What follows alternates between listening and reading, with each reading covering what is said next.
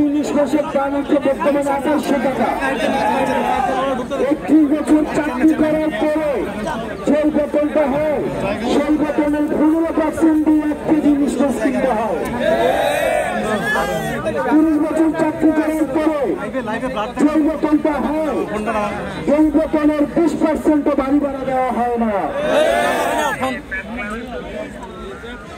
আমাদের দেশের সরকার, আমাদের দেশের জনগণ, আমাদের দেশের শিক্ষকরা ওনারা নিজেদের জীবনযাপন করে হচ্ছে তৃতীয় শ্রেণীর আর চতুর্থ শ্রেণীর নাগরিকের মধ্যে জীবনযাপন করে।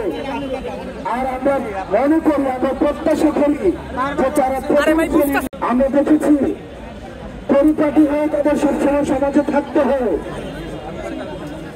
আজকে মানুষের মতো তারা সমাজে থাকে না, কারণ শিক্ষকরা হচ্ছে সমাজের উদাহরণস্বরূপ, তাদেরকে উদাহরণ দেওয়া হয়।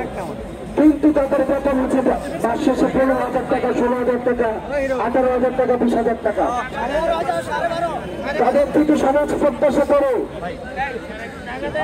তারা যদি বিরতি যায়, সমাজে প্রত্যাশা করে 5,000 টাকা দিবে। তারা মাফিলে তাদেরকে সমাজে বানায় বসে থাকে, কবরস্থান ইত্যাদি তাদের থেকে প্রত্যাশা করে। কিন্তু তাদের ধরো দিন শেষে মাস শেষে বেতন হচ্ছে এবারে যে 15,000 টাকা, 12,500 টাকা। বলুন বাংলাদেশের কোন জায়গায়, বাংলাদেশের কোন বাজারে, কোন বাজার আছে বাংলাদেশে যেখানে 12,500 টাকা দিয়ে